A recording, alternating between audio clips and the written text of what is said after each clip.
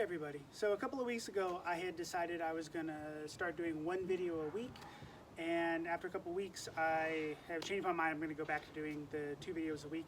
So I'm going to keep doing the beginner sequence, but I also want to start working through the plays in Meyer's 1570 book with a very particular eye on solo practice. So we tend to do them as pair drills in the club, and most of the videos that I see are doing them paired, which makes a lot of sense, but many of us are still stuck at home during this time of quarantine, and so I wanted to see how I could apply the historical plays to my Pell work, and I thought that that might be interesting for people that are still stuck at home.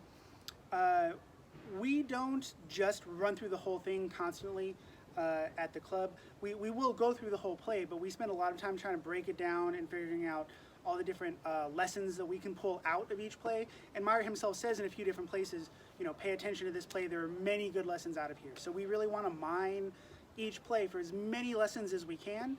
And when I teach it in the club, we often talk about like decision points where certain things might happen, because not always is a fight going to play out where these 5 things happen exactly in this sequence, but you can pull out those instances of those motions and pull some good lessons out of there. So what I thought I would do is I'm going to read the translation of the very first play from the High Guard to you, give you kind of my mental shorthand about it, and then how I practice it both in total and how I chunk it up to try to get the most lessons out of it. So here is a translation of the first play from the High Guard with the longsword. And firstly, when you come before your opponent and have come up into the air with your sword by slashing up or else by drawing up for a high cut, and he cuts in the meantime against your left at your head, then spring well out from his cut towards his left, somewhat to him, and strike with your outside flat against his incoming stroke, hitting the forte of his sword so strongly that the foible of your blade in this cut swings over his sword at his head, which will surely hit if you strike at the same time as him and come with your sword over his. After this cut, whether it is hit or not, then pull your sword back up away and cut diagonally opposite to it from below at his right arm. In this cut, step with your left foot well out towards his right and lean your head right behind your blade.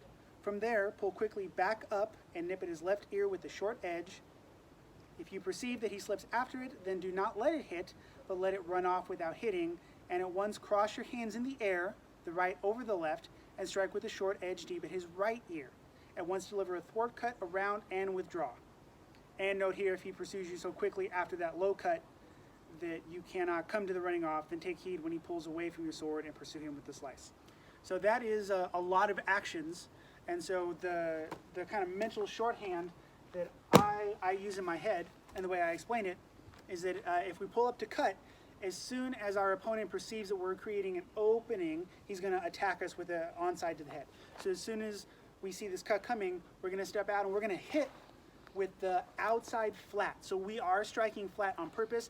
I actually brought my floppiest trainer out for this one so that hopefully you can see if I pull up and I step out and hit, there's a lot of whipping action. So it is entirely possible that I'm going to knock my opponent's cut away from me, and my whippy trainer is going to whip around and hit them in the head. And this actually brings us to the first couple lessons in the whole play. So the first one is chasing. You read about this a lot, where you move to the opening that's being created. You're chasing them in. So if I'm in a low guard or a mid guard and I pull back, if I yield the space, I'm giving my opponent a free avenue to come in and hit me. So the opponent is making an intelligent choice by trying to attack the opening that's being created as I create it, by hitting to this side as I raise my sword. So that's a smart move. They're kind of chasing me in. But I'm going to defend with a counter cut. As much as Meyer and people who teach Meyer, we spend a lot of time emphasizing the straight parry because that's a really good way to defend yourself. Meyer does actually talk quite a bit about using cuts to defend against cuts. Right? You counter a cut with a cut. So in this instance, when I'm pulling up and my opponent is chasing that sword in, I'm going to counter cut with the flat. So we see right away 2 lessons, chasing and cutting to defend, just right off the bat. And this also tells us a little something about what's going on, because if you are fighting in a rule set where a bleeding scalp wound is going to end the fight, you might end that right there. So this particular hitting with the flat, whipping around, is a good example of whether you're fighting in a HEMA tournament or an SCA tournament, that the context really matters, and that the rules and the tools that you guys are using are going to affect how you fight. So regardless of which context you're training and competing in, being aware of those things and adapting your techniques to maximize your options is totally period. So we've got chasing, we've got counter cutting with the flat. Now I'm going to throw opposite this to the opponent's arm. So I'm going to throw a true edge cut to the low opening with high hands though. I want to protect my head. This is very important. And he says take your head with you. So make sure that your head's on this side. From here, I'm going to throw a back edge cut. So I'm throwing at my opponent's left ear with a back edge cut. And if I see that they're going to parry it, I'm going to let it run off without contact and actually cross my arms in the air, right over left, and throw a back edge cut at their right ear. And then I'm going to leave with a thwart cut. Very important. I want to keep myself safe as I get out of there. So my kind of mental shorthand is pull up, counter with the flat, throw the low cut, back edge, cross arm back edge, leave with the thwart. That's kind of my mental shorthand for this play. And you can certainly practice the whole thing on your Pell, and I do. A couple of things to think about. I don't love coming up to range and then chambering the cut. I think that can lead to some bad habits.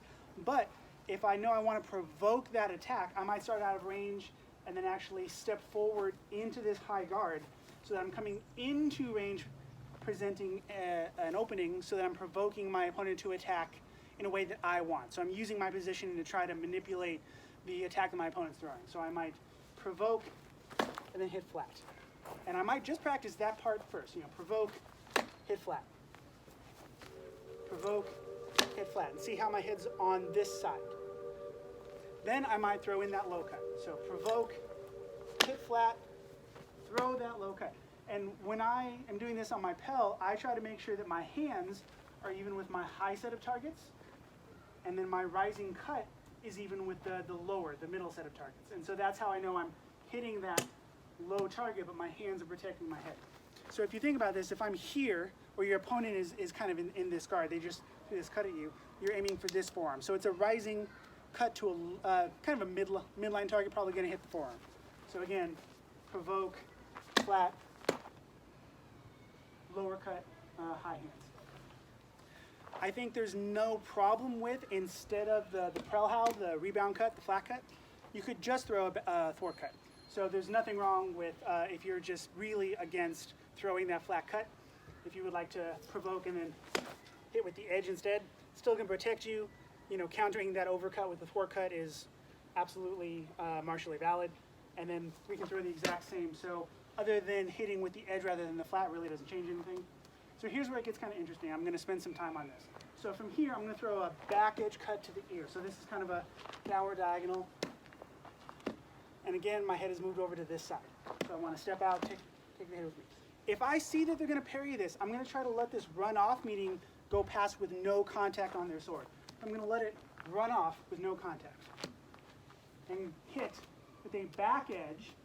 So if you look at my hands, it is my thumb side, not my knuckle side, right? My palm, my fingers are facing away from me. I see my knuckles. My thumb side is down. So I'm hitting with a back edge to their right ear. And I'm going to lead with the thwart cut. Now that motion is really tough for a lot of people, both the physical motion and also the why the hell would I do that? So from the low edge, I'm going to throw an uncrossed back edge to the left ear, let it run off if I see that it's going to be parried, and I'm going to throw a back edge cut to the right ear. Why would I do that? Well, if you look at the range we're in, we just attacked this ear, we just attacked their left ear, and now we want to attack their right ear. If I try to do this with a lead edge, the range is a little funky, so there's a couple things that happen. I might end up a little crunched up, and if you look at the height of my hands, I'm not protecting my head really great, and it's pretty easy for them to parry.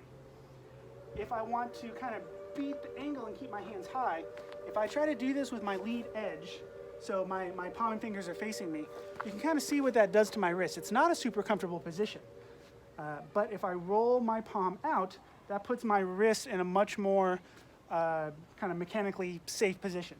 So if I am here and I want to get this nice high cut where my sword is protecting my head and I'm getting a nice angle that might beat my opponent's parry, the back edge actually does make sense, and it's kind of mechanically safer on my wrist. So back edge, cross arm back edge. and then we're going to leave with the thwart cut. So just that middle section, the two back edges, are worth spending a lot of time practicing. So kind of from this low cut, you can practice this kind of onside back edge cut with the uncrossed arms, and then practice letting it run off, push your pommel, right over left, back edge. And honestly, we can unwind and do it all again. So from here, back edge, back edge. Back edge, back edge. Back edge, back edge. And then we're going to leave with the thwart cut. So we throw in this back edge cut, and then we're practicing leaving under cut and a nice defensive cut. So we're not going to leave with something like a low cut, which isn't going to protect our head at all. We've done this crazy cross arm back edge cut, and then we're going to leave with a thwart cut, which is going to keep us safe. So definitely practice the whole thing. Provoke, flat, winger, back edge, thwart. Great. You know, those motions, practicing those mechanical patterns over and over again are really going to help with your weapon dexterity and your kind of fluidity. It's a great drill. But you can also definitely practice the little pieces of it. There's nothing wrong with maybe we enter with kind of that low cut. So what if now we're, okay, well, maybe we just attack with an overhowl, and then we throw that low cut, right? That's a variant. We don't necessarily have to be on the receiving end. We don't need them to attack us first to do that. But we certainly can. We could even come in, you know, with a straight parry, and then a low cut, and then the back edge, and then the back edge, and then the lead. So once you feel comfortable with the motions in this play, start trying those different chunks of motions from different places. But I think that's a good way to use this kind of solo time where we're all stuck in quarantine to get some kind of extra lessons out of the play and really work on the physical motions, but understanding why. Because if you just practice essentially choreography, it's not necessarily going to help your fighting all that much.